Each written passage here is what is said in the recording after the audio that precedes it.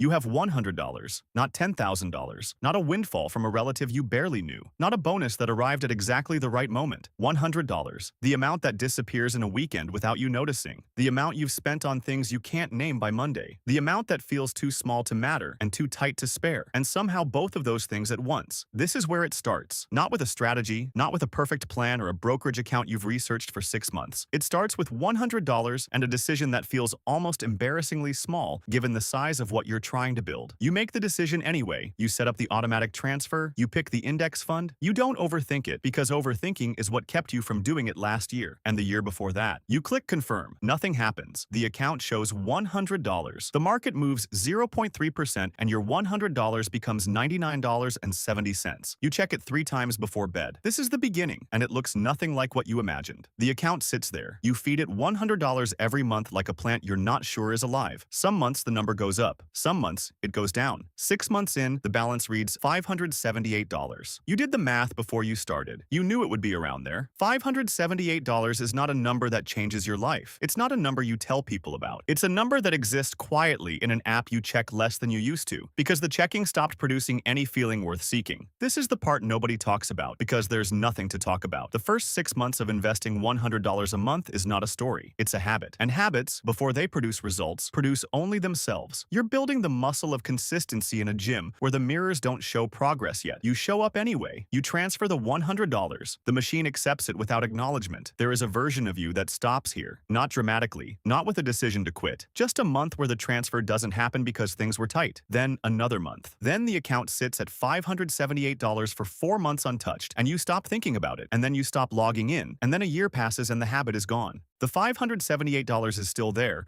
earning almost nothing because you never moved it into anything that grows. This version of you is not lazy. This version of you is human. The gap between knowing what to do and continuing to do it when nothing visible is rewarding you for it is where most people quietly exit. You don't exit. You don't know yet what that decision is worth, but you will. 12 months in, you've contributed $1,200. The account reads $1,312. The market cooperated moderately, and you gained $112 beyond what you put in. $112. You could have earned that in an afternoon of overtime. It's not an impressive number, and you're smart enough to know that, and disciplined enough to stay anyway. Here is what actually happened in year 1 that the balance doesn't show. You built a relationship with delayed gratification that most people your age haven't built. Every month, you had $100 that could have been a dinner, and it became a contribution instead. Not because you're better than the person who bought the dinner, because you made a specific decision about a specific $100, and you kept making it. That decision, repeated 12 times, is the foundation. Not the $1,312. The foundation is the repetition. You also learned something about yourself. You learned that your life did not deteriorate without the $100. The month didn't collapse. The things you thought you needed that $100 for mostly didn't materialize, and when they did, you found the money somewhere else. The $100 was never actually load-bearing in your monthly budget. It just felt like it was. Most people never test that feeling. You tested it 12 times, and it was wrong 12 times. That's a more valuable discovery than $112 in market returns. 26 months in, total contributions $2,600, account balance $3,100. The number is starting to have some weight to it. Not life-changing weight, but noticeable weight. The kind of number where you begin to see the shape of something that didn't exist before. Something shifts in year 2. The checking happens less out of anxiety and more out of curiosity. You stop monitoring for disaster and start watching for growth. That's a psychological transition that takes most people longer,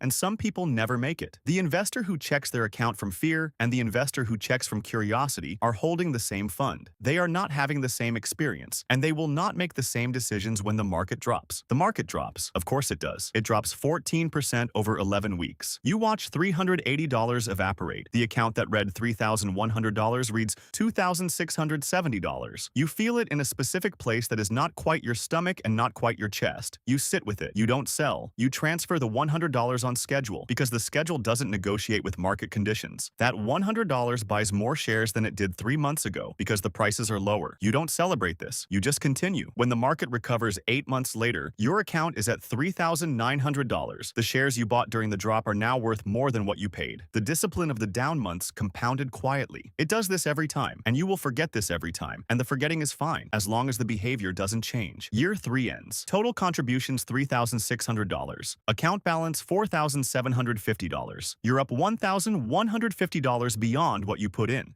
The compounding is beginning to show up as a real number, not a dramatic one, a real one. The gap between what you deposited and what you have is widening in your favor. It will continue to widen. It will do so faster and faster, and at some point the returns will stop feeling like a bonus and start feeling like a second contributor, like someone else is also putting money in alongside you every month. That someone is time. Time is the only investor who never misses a contribution, never panics, and never sells at the bottom. You are 29 years old, 60 months of $100, total contributions $6,000, account balance $8,200 at an average annual return of 10%, which is roughly what the S&P 500 has returned historically. Not guaranteed, not promised, but historically real. $8,200. You have $2,200 more than you put in. You have more in this account than most Americans have in savings. Not because you earn more, not because you had advantages they didn't, but because you started a specific habit at a specific time and maintained it through 12 months of nothing, through a correction that felt personal, through a stretch in year 4 where you genuinely considered pausing and didn't. Here is what $8,200 is not. It is not retirement. It is not a down payment on its own. It is not financial freedom. People will tell you $8,200 is nothing in the context of long-term wealth, and they will be technically correct and completely wrong about what it means, because $8,200 is not the number. $8,200 is the proof that you can build something from almost nothing over a sustained period of time, without a windfall, without a high income, without a perfect plan. The proof that the machine works if you feed it. The proof that you are the kind of person who feeds the machine. That identity is worth more than the balance. The identity is what carries forward. 5 years in, the account is growing. And something else is growing alongside it that has nothing to do with market returns. Your relationship with money is different. Not because you have more of it, but because you're conscious of it differently. You track where it goes. You understand the difference between spending that produces something and spending that produces only the moment. You don't deprive yourself. You're not living on rice and discipline. You went on the trip. You bought the thing. You just did it inside a structure that preserved the $100 because the $100 had become non-negotiable, not a sacrifice, just a fact. Your patience is different. You've experienced the market going up and the market going down, and your instinct in both directions has changed. You no longer react. You observe. You understand that the red number on a given Tuesday is not information about the future. It's information about today, and today will pass. Your conversations about money are different. You have opinions now, informed ones. When someone tells you they're waiting for the right time to start, you don't lecture them. You remember what waiting felt like. You say something quiet and true and move on. And then there's something harder to name. A quiet distance that begins to open between you and people who aren't building anything. Not because you're better, because your priorities are different in a way that shows up in small decisions every day, and small decisions accumulate into a different kind of life. You feel this sometimes like a loneliness you can't quite name. You're moving in a direction that not everyone around you is moving, and the movement is slow enough that no one notices yet, including you, until you look back and realize how far you've come. You are 34, 120 months, total contributions $12,000, account balance approximately $20,500. You have $8,500 more than you put in. In the last year alone, your portfolio returned roughly $1,700 without a single additional dollar of effort from you. Not from a raise, not from a side hustle, from the shares you bought over 10 years compounding into each other. This is the part they try to explain in books and podcasts and financial planning sessions, and it never quite lands until you see it in your own account with your own money. The returns are now contributing at a rate approaching your monthly deposit. You put in $100. In an average year, the market is returning the equivalent of $140 a month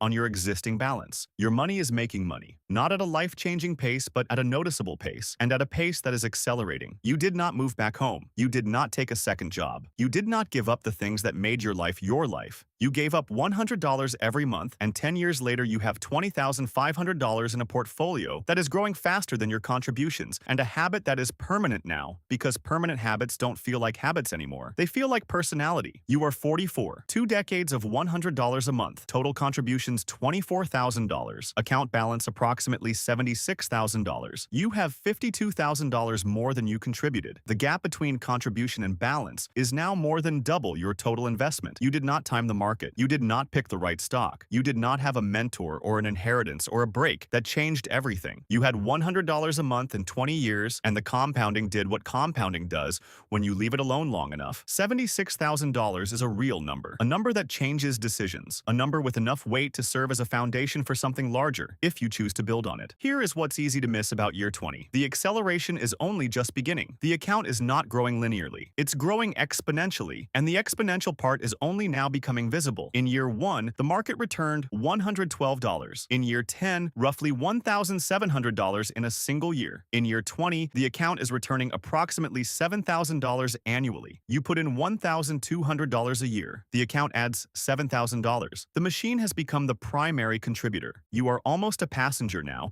and the journey started with a $100 transfer on a Tuesday evening in an apartment you've since moved out of. You are 54. Total contributions $36,000. Account balance approximately $227,000. $191,000 that you never deposited, never earned at a job, never won. Built by doing one small thing every month for 30 years and not stopping. At 54, with $227,000 compounding at an average of 10%, your account generates roughly $22,700 annually without touching the principal. That is nearly $1,900 a month from money that started as $100. The machine you built with pocket change is now producing income that approaches what many people earn working, and there are still 10 years until traditional retirement age. You are 64. Total contributions $48,000 across 40 years of $100 monthly deposits. Account balance approximately $637,000. $637,000 from $48,000. The difference, $589,000,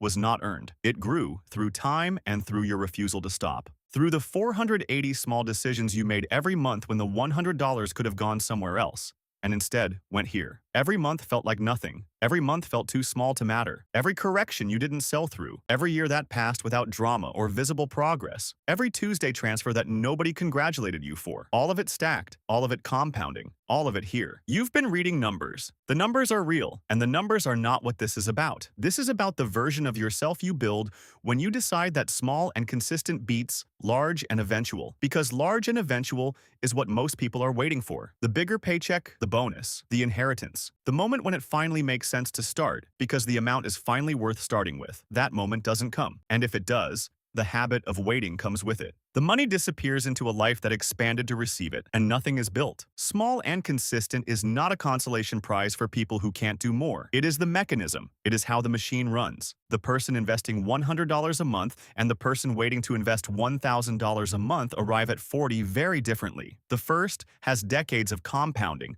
and a permanent relationship with discipline. The second has an intention that kept getting delayed, a savings account that kept getting raided, and the quiet awareness that time was the only asset that was truly irreplaceable. Time does not wait for the right amount. It runs on whatever you give it. You gave it $100 every month for 40 years, and it gave you back something that $100 could never buy, waiting could never build, and shortcuts could never manufacture.